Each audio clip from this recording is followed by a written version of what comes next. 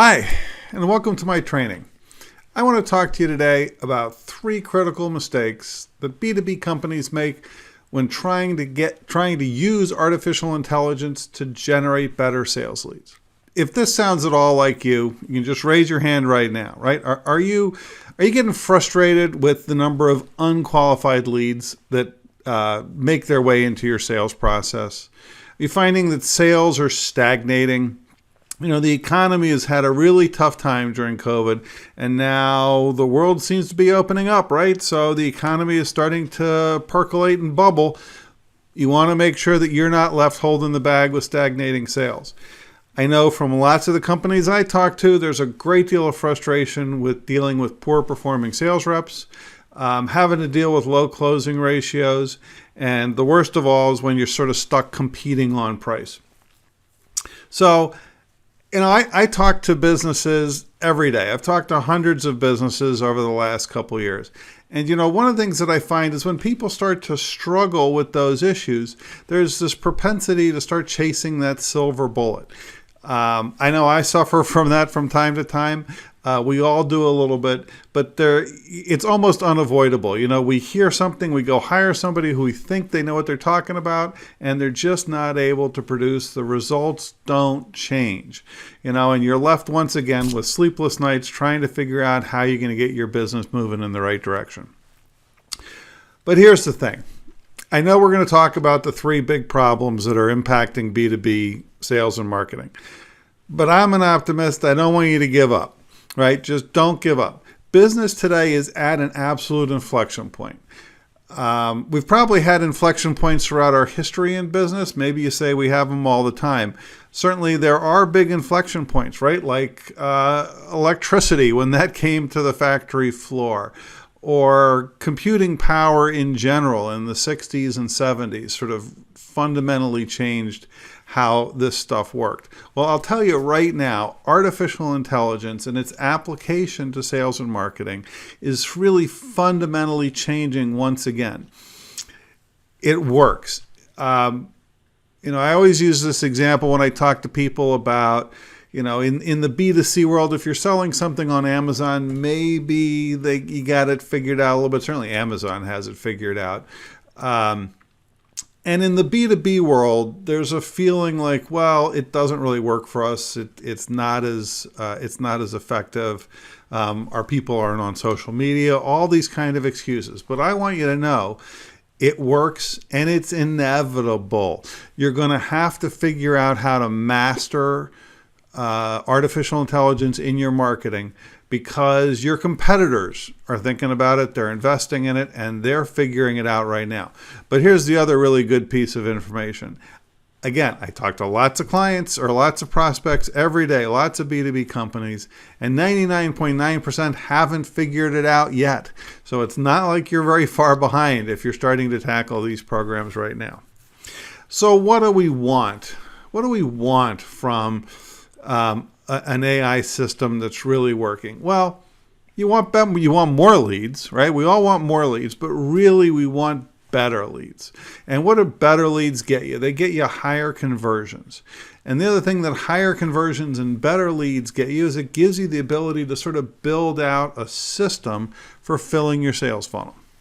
So I have a long-term mentor of mine. His name's Gil Cargill. He's one of the great sales trainers.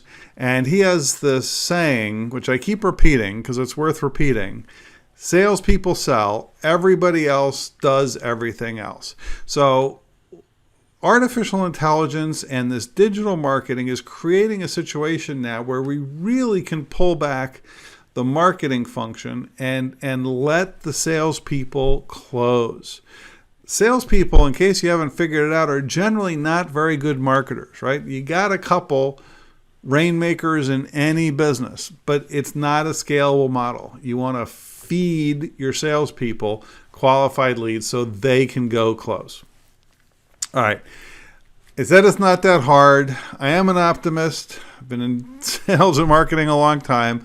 I wouldn't roll out a bunch of problems if I didn't have some solutions. So I want you to understand that it is not that hard.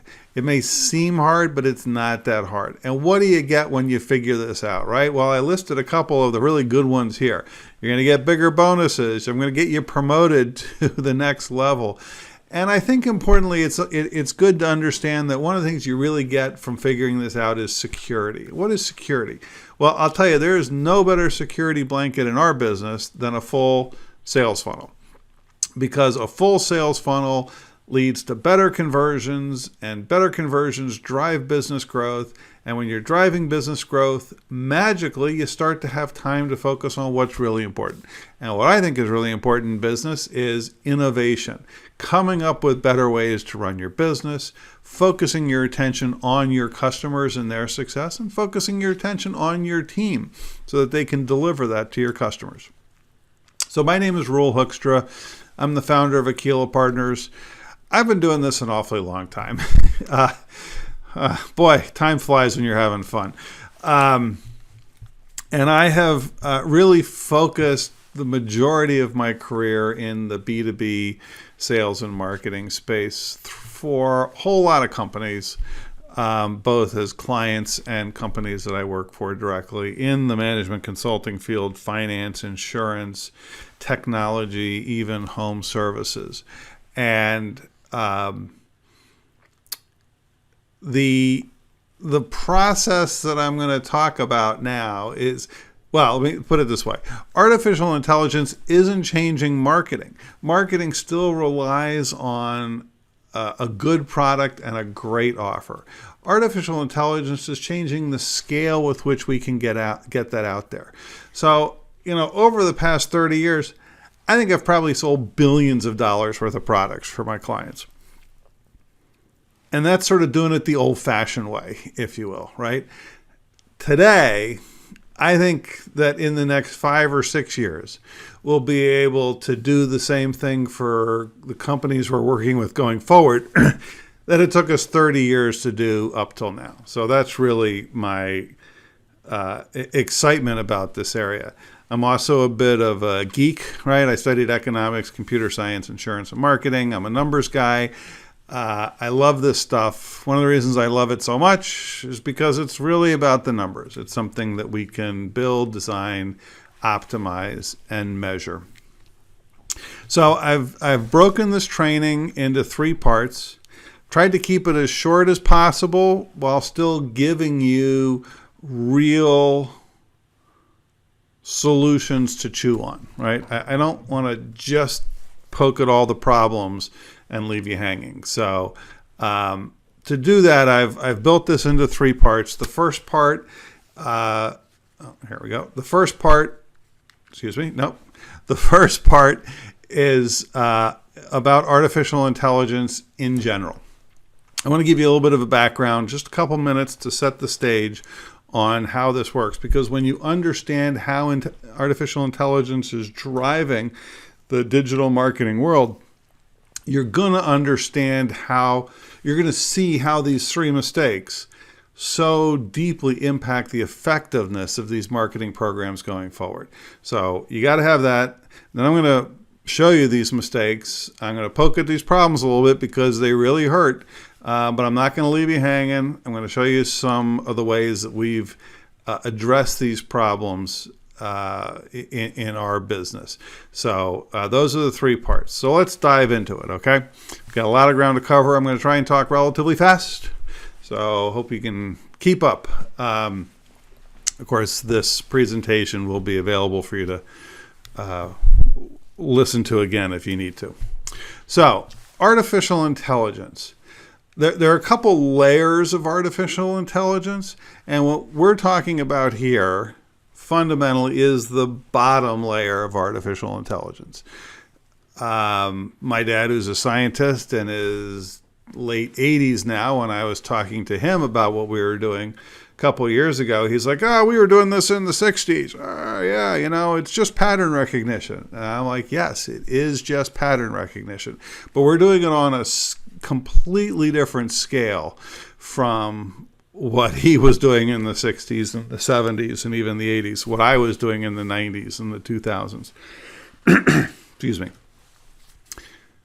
Pattern recognition revolves around three things: identity resolution, knowing who is out there, having all the observational data so that we know what they're doing, and then having tons of computing power. And in many ways, that's, well, all three of these are really the game changer.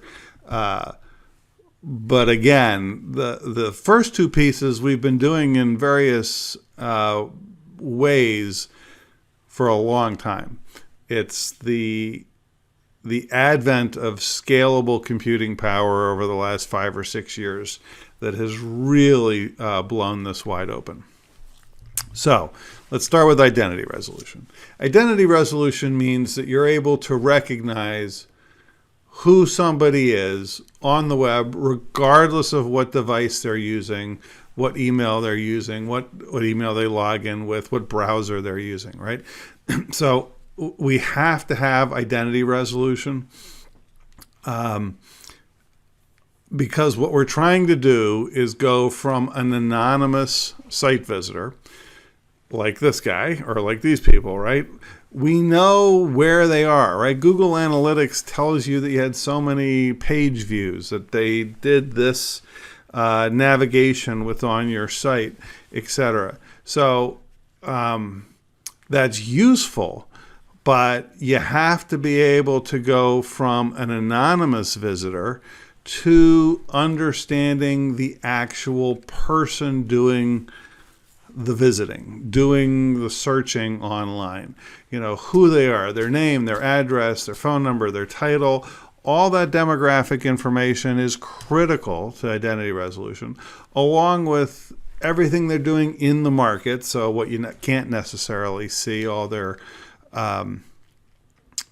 keyword searches and website visits, as well as what they do when they're considering you, they're on your site.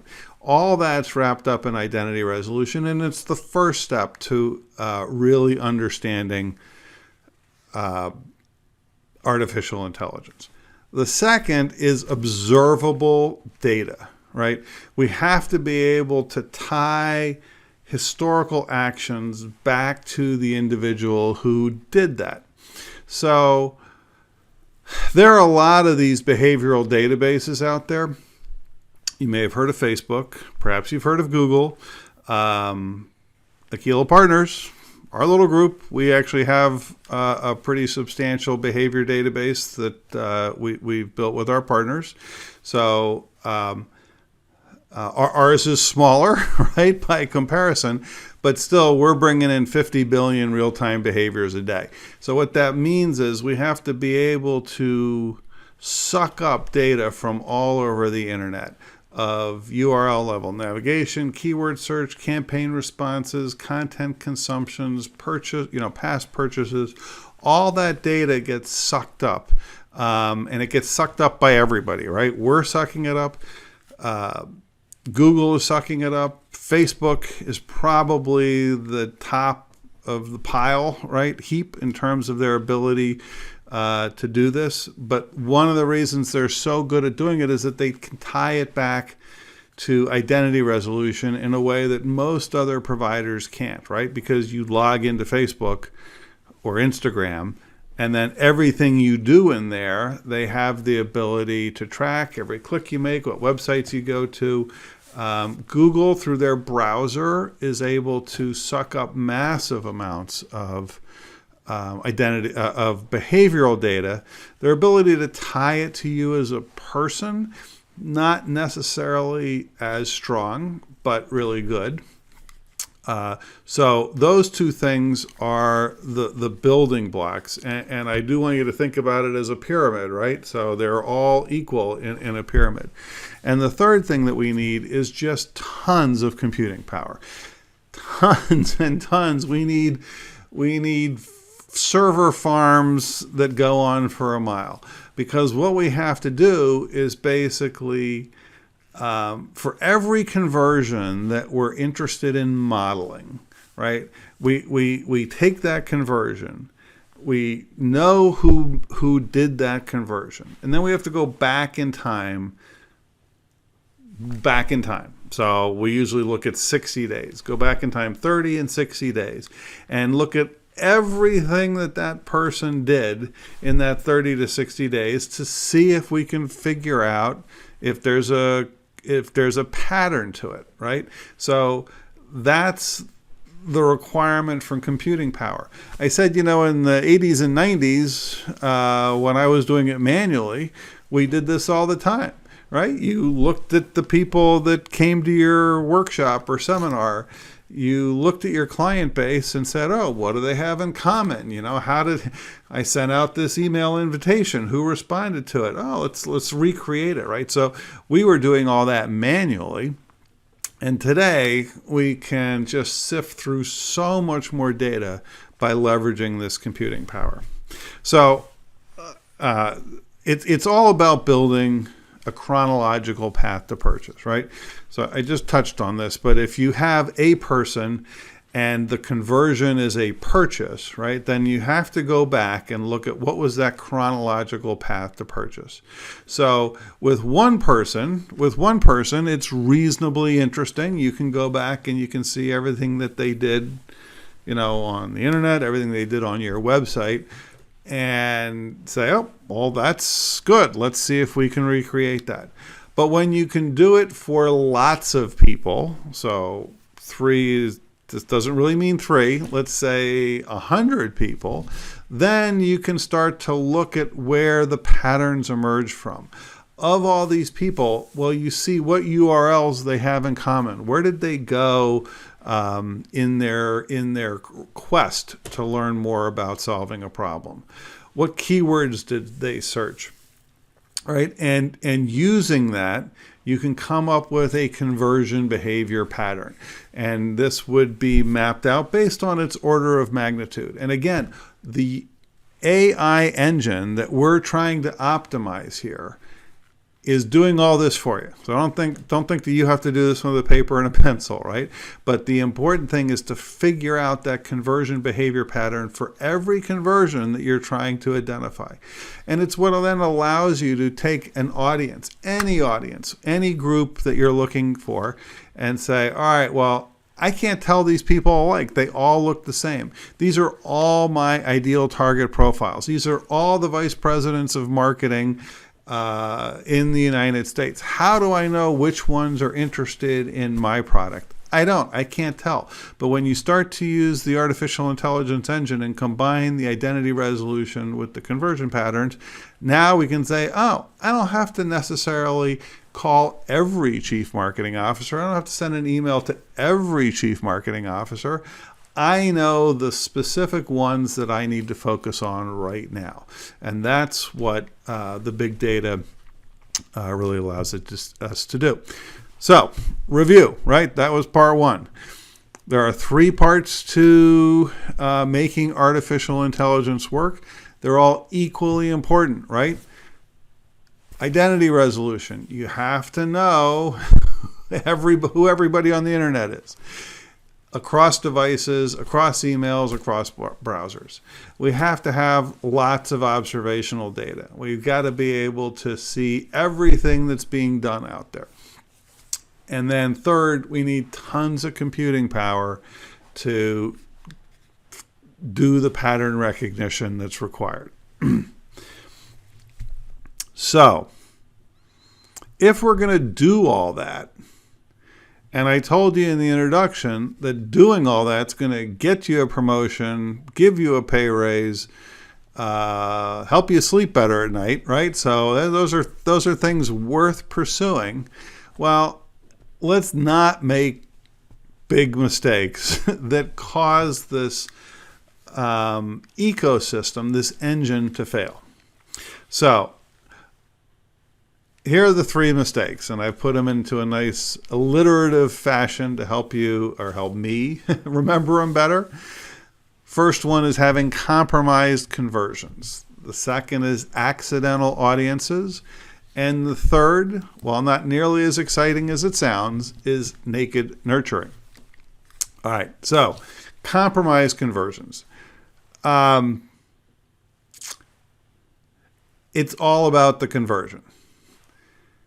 and you have lots of conversions within your sales funnel. I generally try and break them into two: a prime conversion and a process conversion. And you need to be able to take any sales process and see the different steps that get you to where you want to go. So the prime conversion tends to be the things that we really want, right? A sale that you close, booking a discovery call, getting a referral. Those are prime conversions. They're the good ones. But, you can't, depending on your size and scope, you can optimize for them. But one of the things that's really important, we're going to touch on it before, is to get the engines to really work, we need to be producing about 100 conversions in a week. They say 50, but I think it's 100. So if you're not able to produce 100 conversions, it's going to be in a week, in a 7-day period, it's going to be really hard to get any of these artificial intelligence engines to work well for you. So what if you're not booking 100 sales a week, or you're not booking 100 discovery calls a week, right? Well, you have to look at process conversions. So what are the conversions that lead up to those? You have page views, certainly. You have form fills, perhaps video views if you're doing putting out videos on a YouTube channel. Anything that measures engagements, you can start looking at as a conversion. And once you're getting to 100 of those, then you can start to optimize to that step of the process. So the conversion funnel is really so important. I'm going to take just a second to step through this. And you'll notice on the chart that I've divided sort of in-market to site visitor, because the buyer's journey is comprised of two components. And this training is specifically for B2B.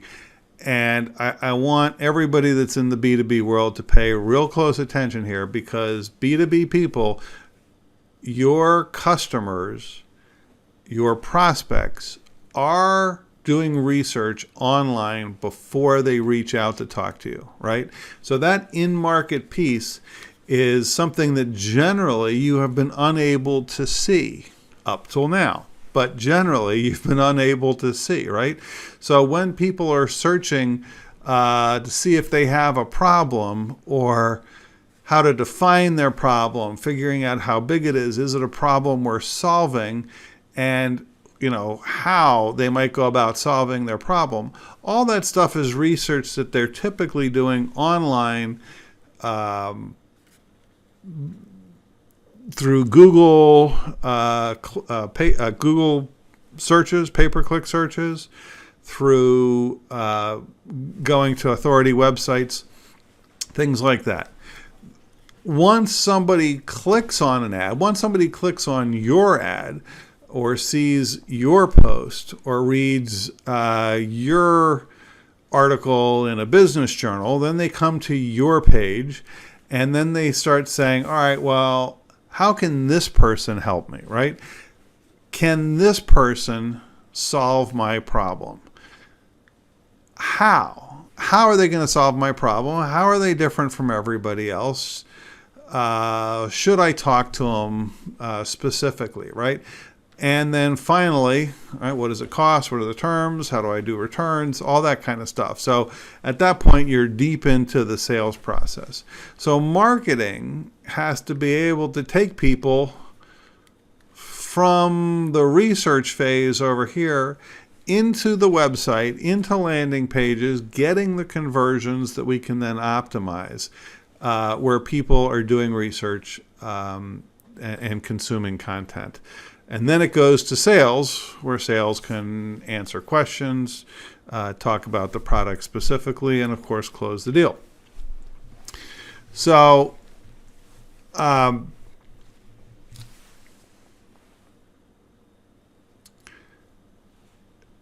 you have to use the targeting tools to see into in-market conversions, right?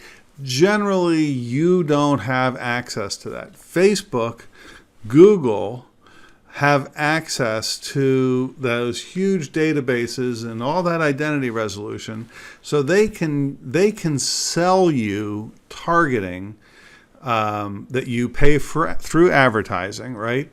that says, all right, you want to talk to people that are going to convert like this, I'll show you how to do that. I'm not going to tell you who they are, but I will let you pay us to put it in front of them. And that works really well. You'll see in our solutions that we can also tell you specifically who those people are, so that you're not always stuck behind the walled gardens. But there is no doubt that Facebook in particular, Google Display to a slightly lesser degree, are just phenomenal at this. So you have to have your conversions set up properly with their algorithms. And that's just issue number one. So I use Google Tag Manager because it's free. So we want to use Google Tag Manager for all of your conversions. So all of the conversions that happen within your sphere need to be in Google Tag Manager. You also need to be doing it for Facebook. So you can't just do one or the other. So that's the biggest mistake in compromised conversions, is spending a penny on advertising before you're able to track the conversions inside of these artificial intelligence engines. I put Facebook inside a Google Tag Manager as well. So we use Google, we have our algorithms running, and we use Facebook all within there. And since Facebook gives you Instagram and Google gives you YouTube, that's generally good enough for 99% of our clients. There's certainly the ability to add in their other platforms like LinkedIn or Pinterest or Amazon, et cetera, et cetera. But the process is the same for all that. But I just want you to pay particular attention to that little bottom line there. Don't spend a penny on advertising before you've got your conversion tracking in place.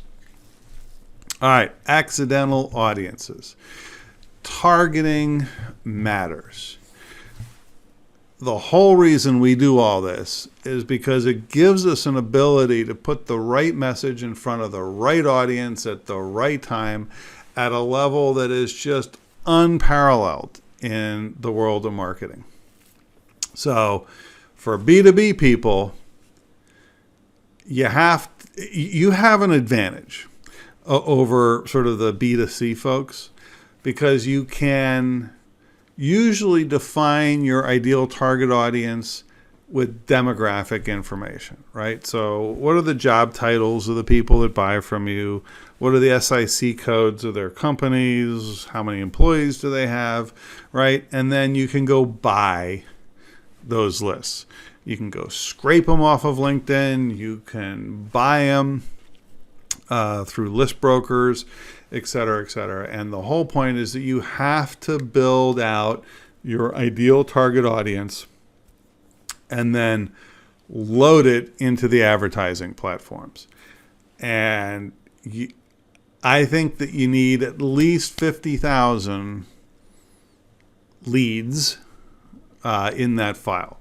So when you go buy a list of every business owner, VP of marketing, VP of sales, like I do, you're going to come up with more than 50,000. You need to go big enough to get to give these algorithms the ability to say, that's who you're looking for. All right, I get it. I see it. I can help you here.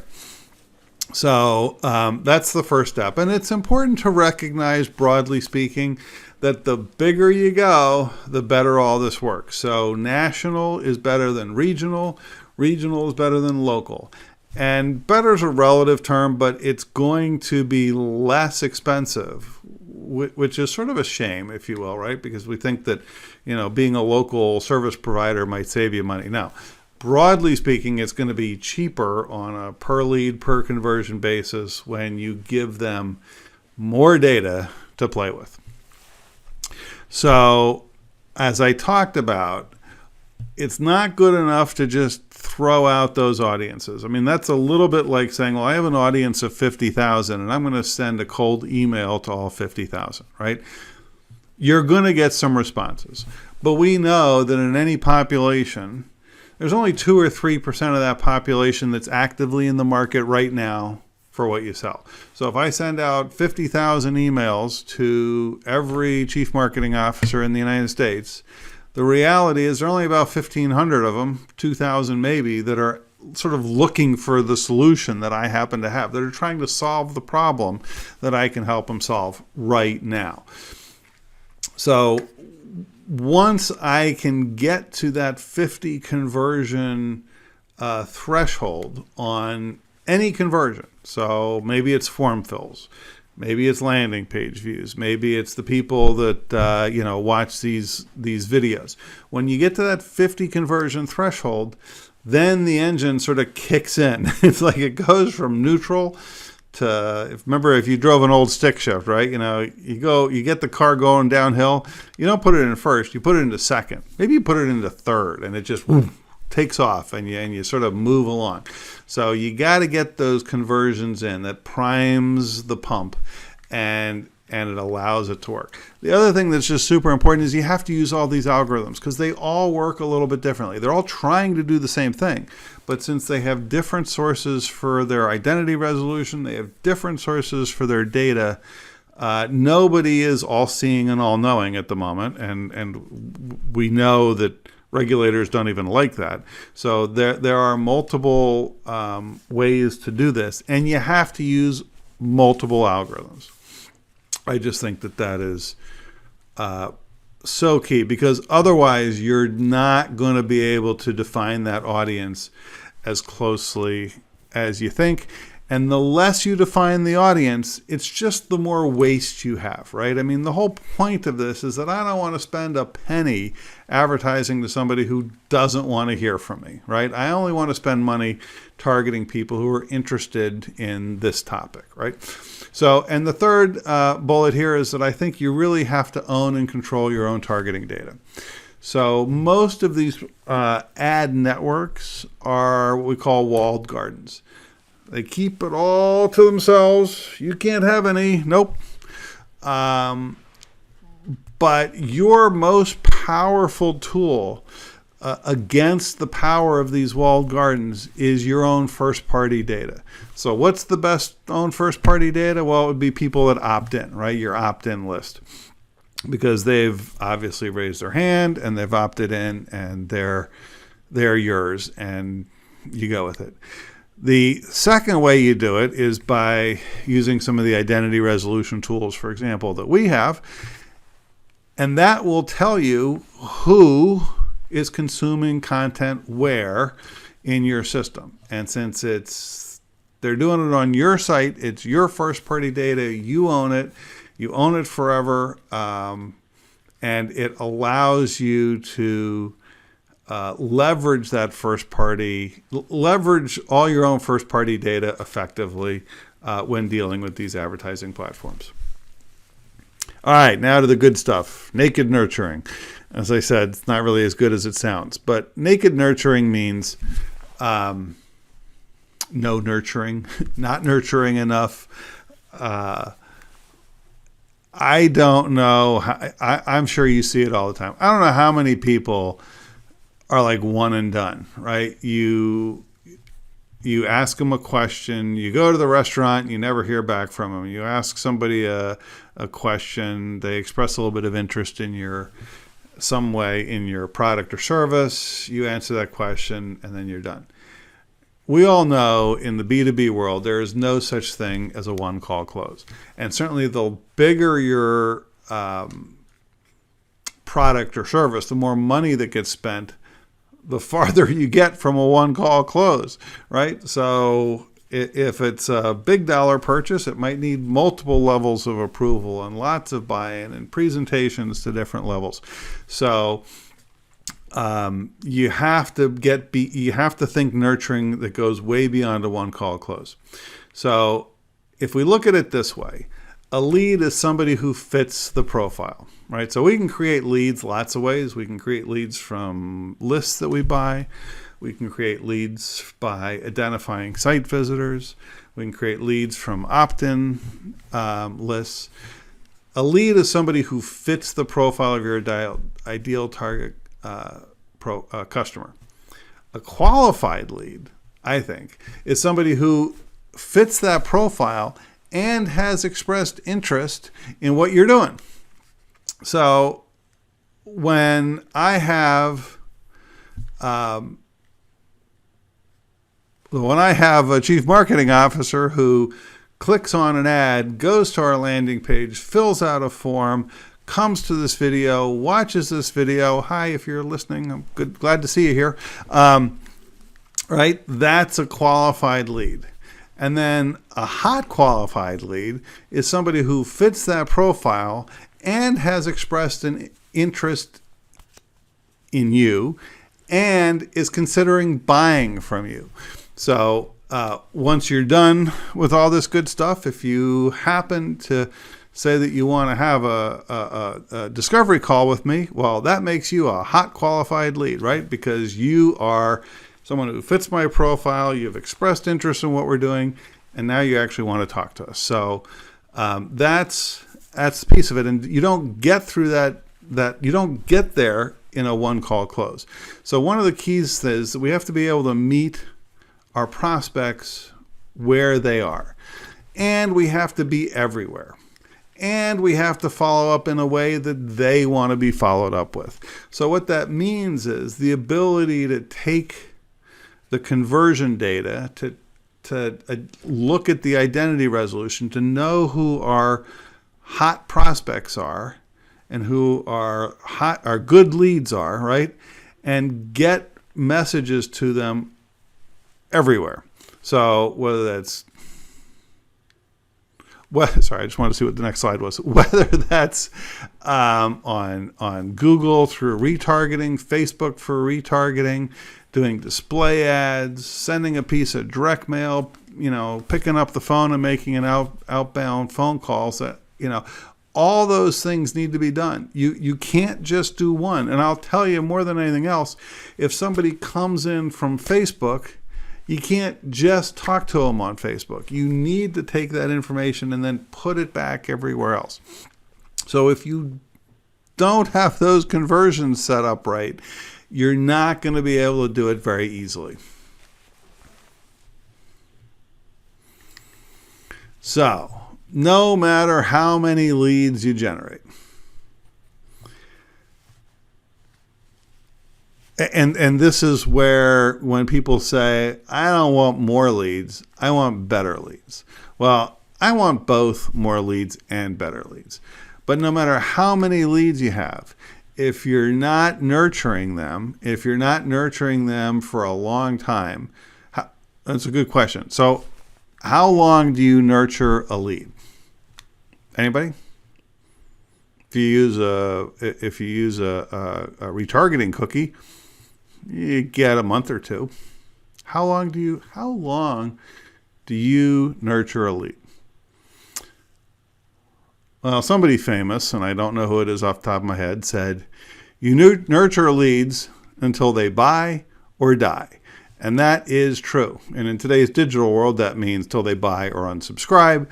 But nonetheless, you nurture leads until they're ready. Because if you've identified them properly, if you've brought them to the site because they fit your ideal target profile, if they've raised their hand by consuming your content or filling out a form or opting in or taking a discovery call, they're a good lead. Why wouldn't you want to just continue to nurture them forever? And in the digital world, it's a lot easier. And you don't really want to leave that up to the sales reps to do, because people are bad at doing this. We stay focused on the here and now. We don't do a good job of nurturing. So having the ability to nurture digitally, especially when you're generating leads digitally, is the absolute key. So here's our review. There are 3 mistakes, and you have to fix all of them. It's not like you can fix one of them and think, well, I'll take a 30% improvement. You get no 30% improvement. No, you do not if you only fix one of them. You get a 5% improvement if you fix one of them. You get a 10% improvement if you fix two of them. And you get 100% improvement if you fix all three of them. So these are three critical mistakes. You have to be able to track your conversions, and you have to have more than 100 conversions a week to get the engines to work. We have to be very specific about setting up our audiences and very specific about how we nurture to them where they are, everywhere they are. All right, part 3. I hope after listening to those problems that you realize that this is something that you want to solve. And I'm here to tell you that it's not really that hard to sell it. So I'm gonna show you a little bit about how we solve it right now. So just like we had the 3 big problems, we have put together an AI-powered conversion platform that is focused on generating the right traffic, optimizing for the right conversions, and nurturing everywhere and anywhere. So to get a consistent flow of high-quality leads, our AI-powered conversion platform will show you how to get a consistent flow of high-quality hot leads who are interested in buying from you. And the whole point here is to fill your sales team's pipelines with new leads every day that pay, stay, and refer. It can't be something that happens occasionally. And this is really the fundamental problem with B2B companies that rely on referral marketing, is it's generally not a good system. You know, you get a referral, that's great, but I want to have a system that fills my sales team's pipelines every day. And then when it's working, I can put more leads in the top and hire more salespeople to run them down. So the first thing is that we walk through specifically how to set up and track conversions throughout the buyer's journey. So that's a fairly technical, but not very difficult, although I had hair when I started doing it, so it's not that simple. But it's a pretty basic process, and we walk through how to set those up. And then we have to optimize the algorithms so that it gets the right message in front of the right audience at the right time. And that is a little bit more of the old-fashioned marketing stuff, thinking about how, testing out the messages that work. And here's one of the most amazing things. So you indulge me for just a second. Google has this new way of doing display ads, which I happen to really like. It has strengths and weaknesses, but basically what they do is they say, give me like 10 different pictures, give me 10 different headlines, give me 10 different content pieces. And as long as you've got the conversion set up and we've got audiences that make sense, we'll figure out what the best combination is for you. So that's pretty cool. It works pretty well. I generally try and use their AI platform for the ad management piece, side by side with our people thinking about it. And it's almost like a competition, right? Who comes out ahead? And again, all competition makes us better. We have to have a lead follow-up system, and this is a very specific system that we want to put in place for everybody that involves that multi-touch. You have to be retargeting across platforms. We have to be doing email, phone, text, direct mail. All these things have to be done, and they have to be put together in an automated fashion. And then we have to figure out how to track and report. And as you know, as business people, if it's not being measured, it's not being worked on. So while it's sort of at the end of the list of things here, I think it almost becomes one of the most important. So I actually do refer to this. It's not quite as much of a product as it may sound when I say AI-powered conversion platform, but it is very much a system that we use to fill sales funnels every day with qualified sales leads that pay, stay, and refer. And by the way, if that sounds at all familiar, it comes directly from Dan Kennedy. I like it. I stole it because I like leads that pay, stay, and refer. So our system is really a price fix system, $1,000 a month, regardless of size, and it will double your qualified sales leads within 7 days from your existing traffic just by using our site visitor code. So that's just a hard and fast. $1,000 a month, double your sales leads. I say within 7 days, but basically it happens on day one. Once we put the code in, and that code is literally this long, little line of code goes on the website. So I could stop there, but I don't. So once that's in, we work with our clients to customize the conversions that they want to track and get them set up properly in Google Tag Manager and Facebook. We work to scale the conversions month over month. So as those conversions scale and the site visitor code fires, your leads are going to explode. The biggest issue that we have is the sales team coming back saying, whoa, hold on. We can't handle all that. And I'll tell you, it's a pretty good problem to have because you can just get pickier about, if I'm giving you twice as many leads as you can process, well, guess what? Pick the better leads. Process the best leads first. We always talk about lead scoring. Well, lead scoring doesn't mean diddly if you don't have enough, if you need every lead you got. What makes lead scoring work is when you got more leads than you can handle. This whole package gets integrated into the CRM system automatically. And here's the best part, which is, there's even a typo there, but this is why I put it in red.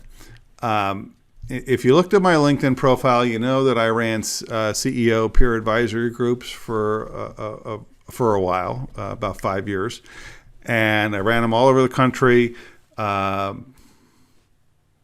I think that peer advisory groups or mastermind groups are by far the best way to get leverage. Trying to figure this out on your own doesn't work terribly well. Or it takes a massive investment of time and energy.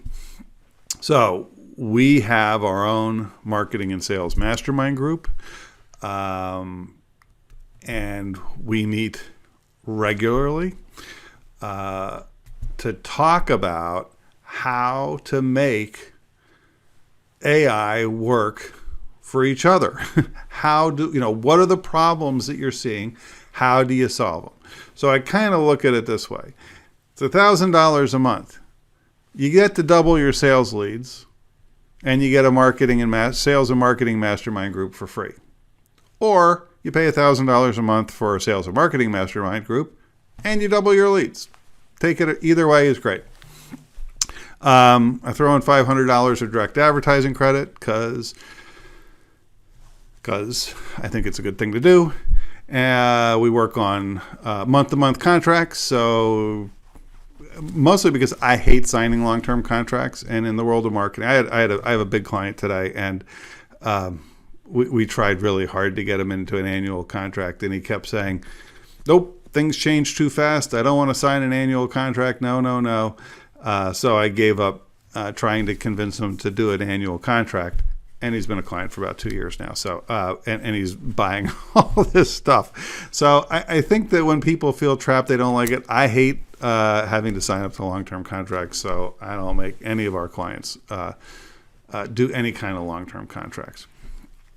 And the best part about it is I'll do this for free for the first 30 days. So,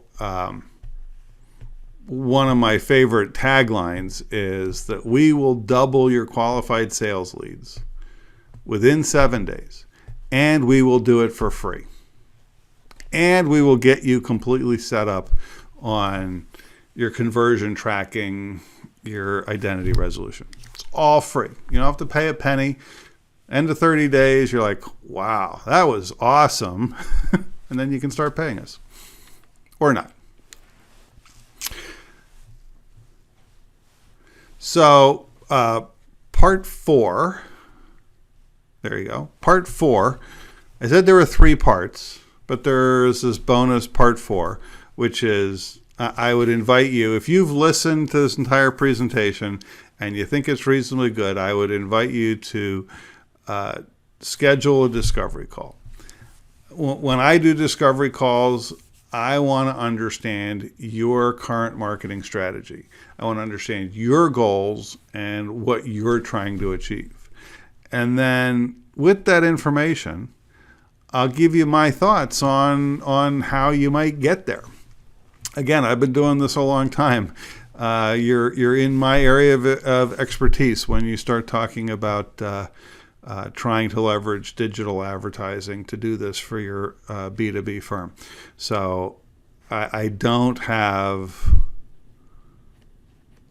just have one product. I will give you my best thoughts on how you should approach the problem for your business. If I can help you, hey, that's terrific. And if not, I will absolutely point you in the right direction. I do promise you 2 things. First, I will focus on you. So a discovery call is not my opportunity to just repeat everything you just listened to in this video. No, this is our opportunity to focus on your business. And second, I will educate you more on how to use artificial intelligence to generate more sales for your clients. So, thank you very much for listening to this presentation. I really hope you found it useful. I love talking about this stuff. It can change your business. It's just great. It's really awesome. So if we have a chance to talk, that's great. You have my contact information here. Feel free to give me a call, send me an email if you'd prefer. Below this video, there should be a link to scheduling a discovery call, and I look forward to talking to you soon. Thanks very much. Bye.